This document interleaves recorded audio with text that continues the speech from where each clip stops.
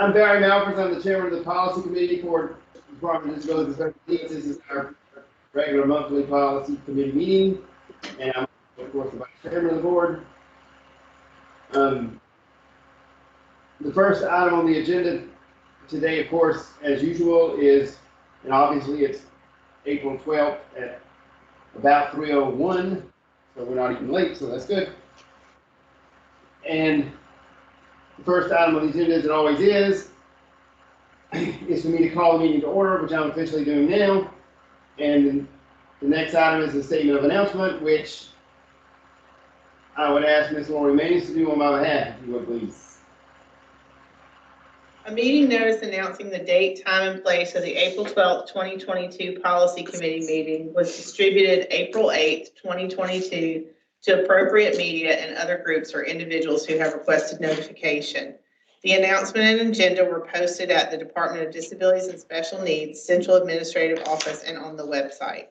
The public has been notified that accommodations such as interpreters, mobility assistants, or other assistance will be provided to individuals with disabilities and special needs if requested in advance. The next item on the agenda is the invocation, which I'll give very quickly. Dear Lord, thank you for allowing us to be here. Thank you for the beautiful day that you have sent us. We ask that you would grant us your wisdom and as much knowledge as you would have us to have in order to do what is best for those with disabilities in our state that we are entrusted to oversee. We are thankful for the opportunity to do that, and we are thankful that you gave us the opportunity to even wake up this morning as you are sovereign and decide who lives and who does not each and every day. We ask you to keep us safe throughout the day, and keep us safe for those that are on the way home this afternoon. And we would ask that we would keep in mind that we're forever mindful of not only those with disabilities, but the taxpayers of this state. We just really pray.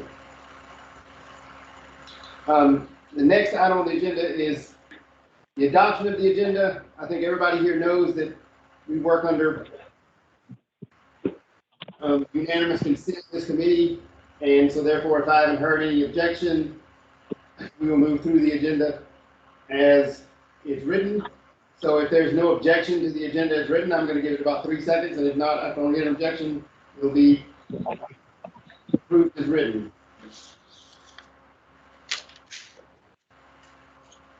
Hearing no objection, the policy committee is approved as written. The next item on the agenda is the approval of the summary notes of the January 11th policy committee meeting.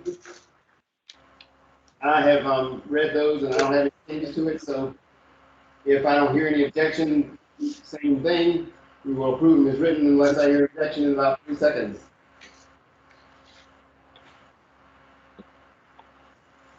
Hearing no objection, the committee notes are approved. The next item on the agenda is under tab 2 of your packet. David, if you have a written packet, and I assume it's still tab 2 if you don't have a written packet, but it's under tab 2. It's the Cyclonic Commission on Disability and Special Needs Executive Limitations Policy. We only wanted to make one small formal change to the policy. This is something that that Ms. Fry has been doing ever since she started with our commission, and we're just making it official that the commission is approving the executive portion of the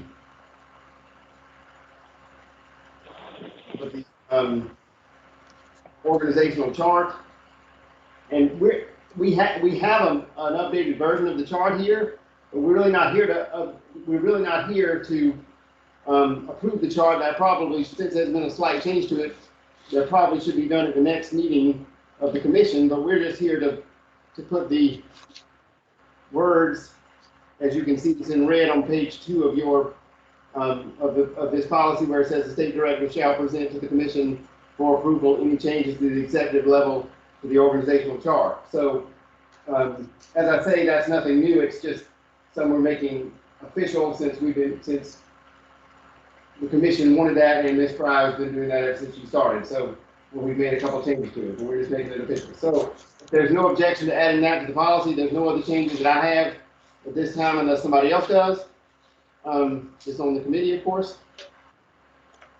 Otherwise, I like the way that's written, so if there's no changes to it, if I hear no objection, it will be changed as written, and it will be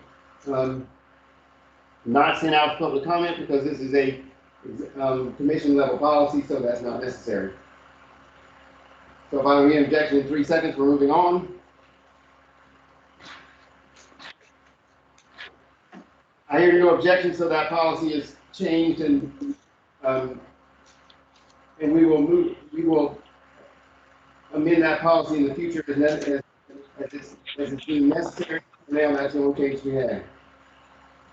The next item on the agenda is the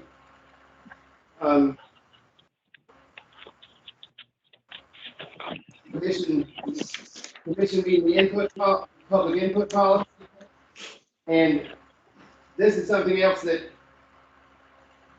we've been following, but we wanted to make it we wanted to make it official. Even though the Freedom of Information Act has not changed, we're just adding a sentence in there. As you can see, it says citizens that are disabled can attend in person, that cannot attend in person may address the commission via Teams and other ways that they can address the commission, just to make us more basically disability friendly. And like I say, that's something we would have followed anyway, but we're making it official so that there's no problem with that. And we're also putting it on our the sheet, the sample of the request to address the commission, which is obviously a sheet that people need to fill out. If they want to address the commission, which we encourage people to do that would like to do that. So we wanted to make it a little easier for those that are disabled to be able to do that. But we encourage all those who can, and even those that have disabilities, if they'd like to come to our commission meeting to address this, that's also wonderful. We're just making it easier in case you would like to do it that way. We like to see those with disabilities, and we like to see them move around. We like to see them do whatever they would like to do. So if you'd like to come to our committee meeting, that's wonderful.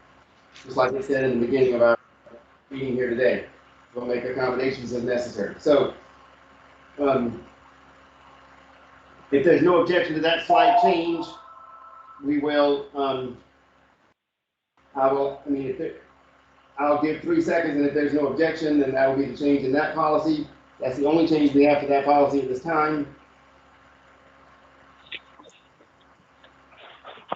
I don't hear any objections, so therefore that one is also approved as it is written.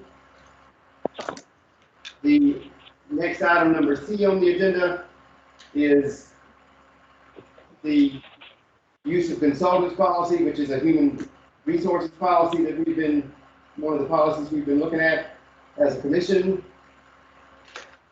And the only change we want to make to that is a portion where after number 6 is page 13 in our packets. It says, it's talking about the exemptions of the consultants policies, and anyone that does not, it's talking about the exemptions that you have if it's not involved in procurement. And all we're saying is that due to the efforts the policy committee has been making, they would like to approve that the finance and audit committee has been making, they would like to approve any exceptions to the procurement for any consultant policies that we have. And so therefore, we are going to, we're asking that we would put that one sentence in this policy to allow the finance committee to do that. And anybody on the committee can read, or I'll read it if you'd like me to, the sentence, but it's right on page 13 of the packet, and or page 13 of in the packet, in this last page of the of this policy. And that's pretty much that. So if I don't hear again, if I don't hear an objection, then this policy will be approved as it has been amended. And we will be looking at other policies for human resources over time. This is the first and main one we wanted to make a slight change to. So not all here again, not all of them will we be looking at, only those that the committee seems necessary. That will certainly not be all of them. It will only be a few of them, but that'll be done. Another one will probably be done next month, but I don't want to speak out of turn, so more than likely it will. But we'll just have to see what our policy, what our committee has in store for next month. Anyway, if there's no other objection, then that's gonna, then that's that. I've heard no objection. I'll give it 3 more seconds because I kept talking.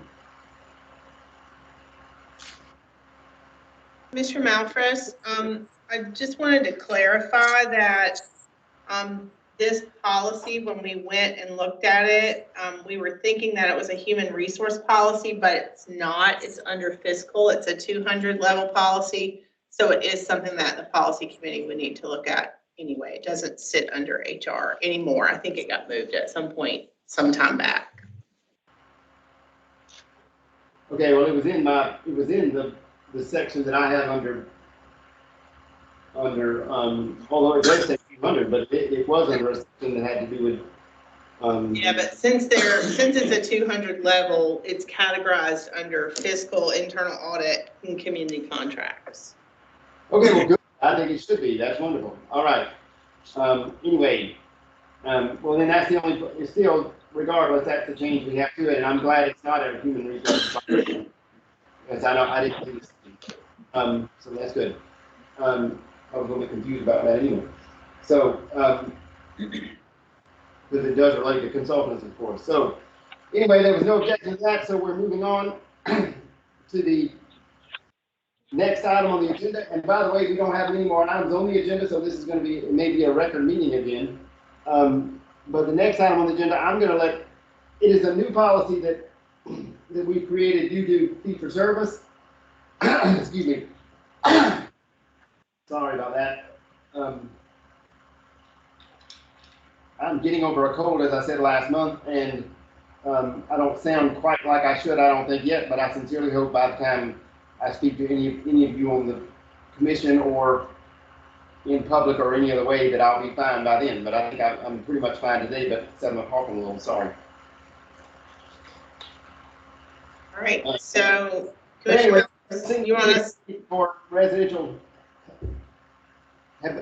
habitation, and Miss Lori Manus is going to take that and explain it to us. So this is a new policy directive that we have created to outline DDSN's role in the DHHS process of single case agreements. Just as a little bit of background, you guys will recall that when we moved to fee for service, 8 different tiers of residential habilitation were designed in the IDRD and HASP waiver documents to help support people based on the model of service where they get service delivery and then the supports of the services that they get. So these single case agreements are for people who need additional funding outside of those 8 tiers of service. And the idea behind them is that a person is approved for a specific tier of residential habilitation, and if additional funding is needed, a request can be made for a single case agreement to pay the overage over that rate. DDSN's role in the process is to receive the request or complete the request in a circumstance where we're looking for residential for somebody, and then make a recommendation to Health and Human Services. Health and Human Services will then be the sole decision maker about if it's approved, how much is approved. They will actually issue an MOU directly with the provider, and the provider will bill them directly for that overage from the residential rate. So because this is really not a DDSN process, it's an HHS process that's already outlined, and it just outlines DDSN role.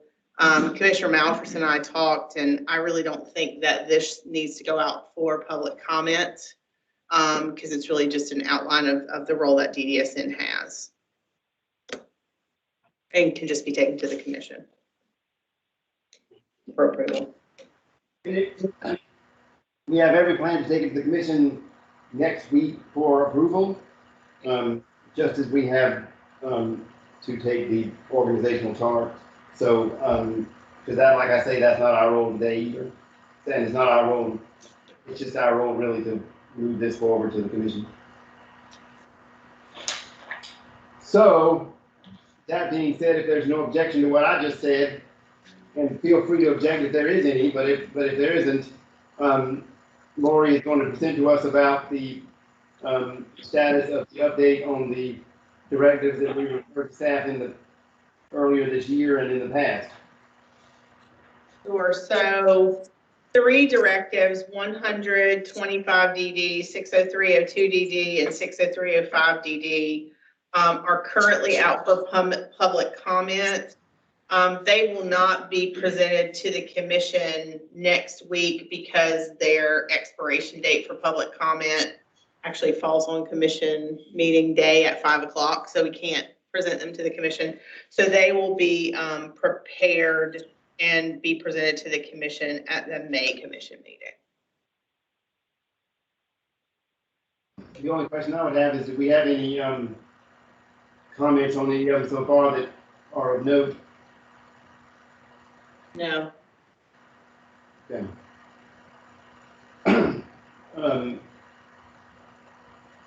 Okay, well, unless there's other business to come before the commission, I need to talk a little bit about the next meeting, but before I get to that, and of course, after that will be adjournment. So before I get to that, if there's any other business to come before the commission or anything else anybody wants to say, other than we are happy to have our full commission as usual, full committee as usual, and we are thankful for the work that they each do on the committee, and I mean that with all my heart. We are thankful for their efforts, and with that being said, I will say that we cannot meet on May 10th like we normally would, because that's a holiday. So I would ask, I'm leaning toward meeting May 11th, if that's okay with the rest of the committee, which is a Wednesday instead of a Tuesday, and it will be the same 3 o'clock, unless there is an objection to that. And if there is, we can move it to another day, but it needs to be, if we need to be the Wednesday, Thursday, or Friday, and Thursday is not the most day I would pick. So is Wednesday okay with the committee members as far as we know and the staff? May 11th? I'm good. Commissioner Thomas, does that work for you? Yeah, that'll be fine. All right, we can make that work. Thank you very kindly. Then that's what we'll make work. The only other thing I need, and I do need a motion for this one, but the only other thing I need is a motion for adjournment.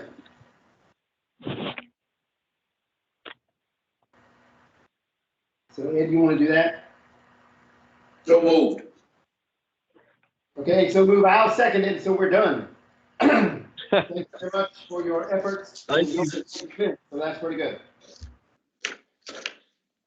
Thank you. See you guys next week.